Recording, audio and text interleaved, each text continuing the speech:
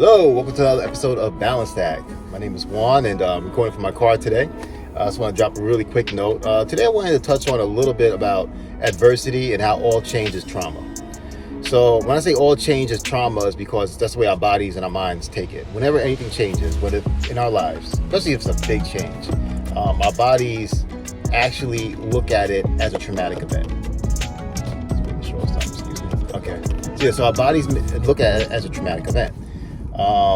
Change has the potential of danger, which I think is why our bodies do this.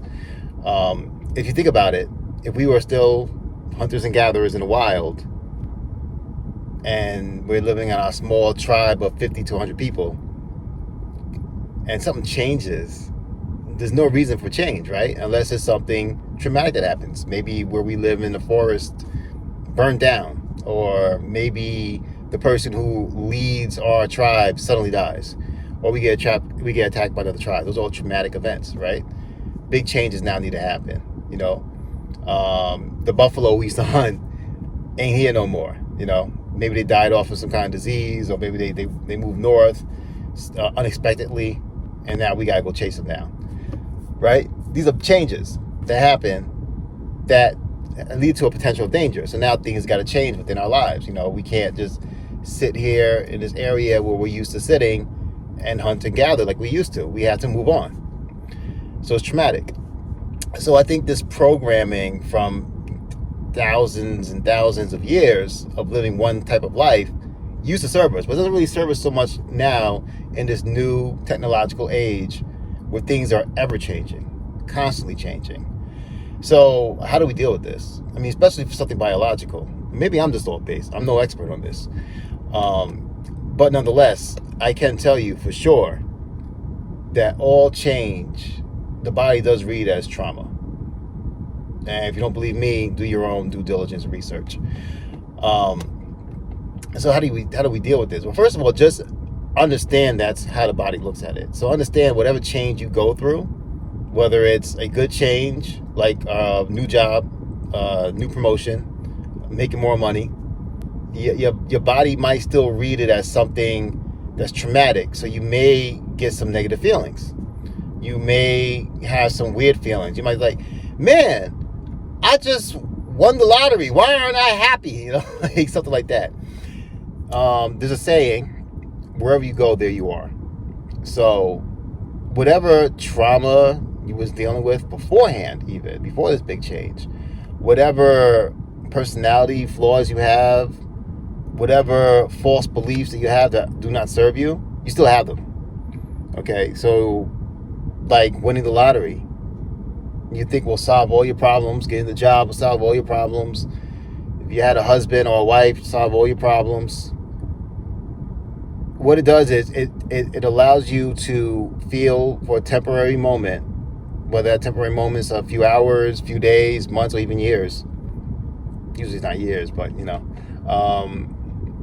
it allows you to feel a temporary moment of pleasure.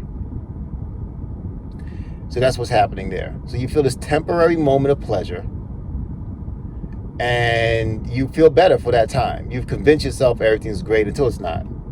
Until something happens to remind you and trigger the traumas that you have yet to deal with inside of yourself. So as you go through this big change, and I've gone through something like this very recently.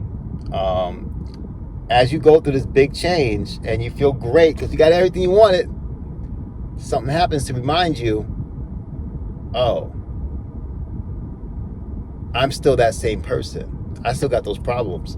You got to be careful, because of these kind of moments, then you want to start blaming the outside, because everything was great, and then your new spouse that you've been wanting so badly does something to offend you, and continually does this thing to offend you. Say, oh, I didn't know you were like this until I moved in with you, and now look at you. But what's truly happening there is they are actually reminding you of something about yourself that you have yet to deal with. That basically, it's like that honeymoon phase. Anyone who's been in a relationship, a long-term relationship, has experienced this. When you first with the person, you could feel like you can take over the world with this person. You feel like you guys are going to take over the world. You got it all figured out. Everything's great. It's you two, and life is wonderful. until it's not. And it usually takes about a year or two to wear off. And then you guys can't stand each other. That wears off, and you start seeing a person for who they really are and all their flaws. And then you react the way you want to react. Whether you want to try to change the person, whether you want to try to break up with the person, move on, whether you just want to resent the person, whatever it is. But trust and believe me, what's truly happening there is this person is now starting to kick up things within your own self. There's a concept I got from Gabby Bernstein, which I think is very true. The person that's starting to kick up things within your own self that remind you of things about yourself that you don't like about yourself. So that's what's happening there. So that's why change can be so scary, because there could be things about yourself that you have yet to deal with that will come up even in this new environment, even with this new thing or this new person that you have that you've been wanting so bad. There was a point in 2019 for myself where I thought I had everything. Everything was perfect. Let me tell you, I worked very hard to get to this point. And I was already practicing law of attraction, this and that. I wrote down my book, The Perfect Woman I Want to Be With. And I started dating someone who was incredibly close to what I wrote in my book. I mean, things that were even silly that I wrote down in my book. She embodied that. I was like, wow, this is amazing, And I started dating her. We were together. We moved in together pretty fast. Everything moved very fast because I was certain this is the person for me. I attracted this person through the law of attraction. And I got the job I wanted. Right after I moved in with her, I got the job I wanted. It was, get this, January of 2020. January 2020, I started working for this job. It was perfect. Graphic design job. I was working for a marketing team. I was doing stuff that graphic designers work years and years and years hoping to do. I was doing billboards. I was doing 2-page spread ads. I mean, I was doing so much. And the pandemic hit. March. And I got furloughed. Lost my perfect job. The woman I moved in with, we did it too soon. It was too soon, and we didn't know each other well enough, and we would fight like cats and dogs constantly. And we broke up. I left because it was a bad situation for me. I wasn't doing well. But I can also tell you that there was a lot of things that wasn't her fault. She certainly wasn't a person who I thought she was, but also at the same time, she kicked up a lot of ugly things about myself. And it was a pandemic. We were stuck in the house together, couldn't really do much. We made the best of it. But it got to a point where it was just like, this is starting to become kind of almost like abusive for me. I had to go, But I can say that she wasn't the only one at fault. There was a lot of things that I did too, but also there was things that she was kicking up within me that I never dealt with. There was traumas I didn't even know I had. And then losing that job and then losing her really, it just pinned it down for me. It was like, oh wow, there are things about myself that I have yet to deal with. So, and I was looking for these outside things to make me feel whole. You understand? That was the greatest and biggest lesson I learned in my life. It was putting me where I'm at now, where now I'm self-referring inside versus on the outside, because I was looking for these things. So I had a career in place. I was getting paid well. I had health insurance and full-time secure job as a graphic designer. How many people get to have that in my field? It was like I got the golden ticket. And then I got the perfect girl. She looked perfect. She seemed perfect, and then it all blew up. And if I really took care of the inner work, if I did the inner work before I got into that situation, I would have been okay losing it all. Hey, it's okay. You're not the person I thought you was. I lost that great job. I'll get another one. It's all good. No, it's not who I was. I had to go through a very dark time in my life because things changed suddenly. It went from very good to very bad very fast. And it was a lot of trauma. So it was a lot of adversity. So the second part, how to deal with adversity. That is a personal journey, just like success is, just like happiness is. I can tell you what I did and what worked for me, which was getting the spiritual practice, learning about the law of attraction, studying how other masters did it, how other people did it, just believing in God, and just knowing everything's going to be okay. And I'm about to go through another big change in my life. But this time, I'm ready for it. I'm getting out ahead of it. I'm using everything I've learned over the last 3, 4, 5, 7 years, really. And I'm ready for this next change in my life. And it's crazy. And it's unexpected. And it's coming. And it's not bad either. It's just a change. It's a big change, but it's a change. And so how to deal with that adversity is really up to you. Decide what kind of person you are. Are you a more practical or are you a more spiritual person? This will help you decide on what to do next, because you're going to have to lean heavily on something. So whether you're leaning heavily on God, whether you're leaning heavily on family, friends, or yourself, and your ability to get up in the morning, get out of bed, and do what needs to be done, you're going to have to lean on something.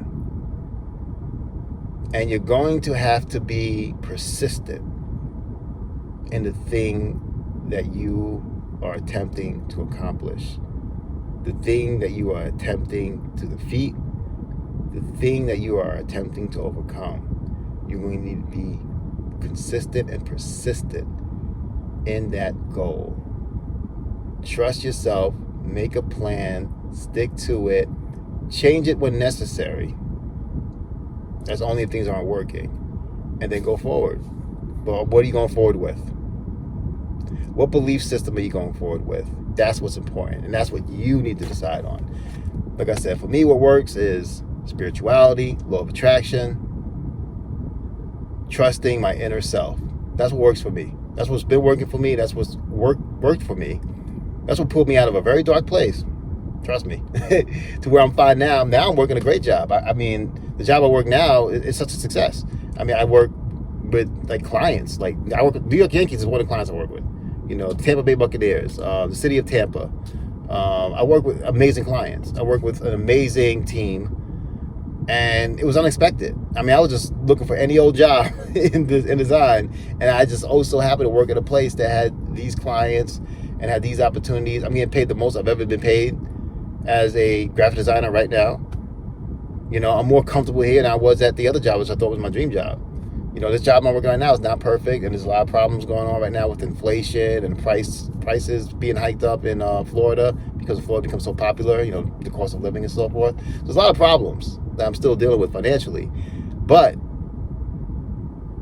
just trusting in myself has landed me in arguably a better place I was before the pandemic. So trust yourself. Trust yourself as you go through a change.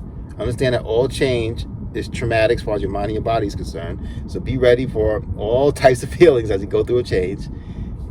Very highs, big lows. Do your best to stay here. And when you deal with adversity, stay consistent and persistent in your plan of attack against this thing that you need to overcome or accomplish, and decide what tools or what weapons and/or weapons you're going forth with.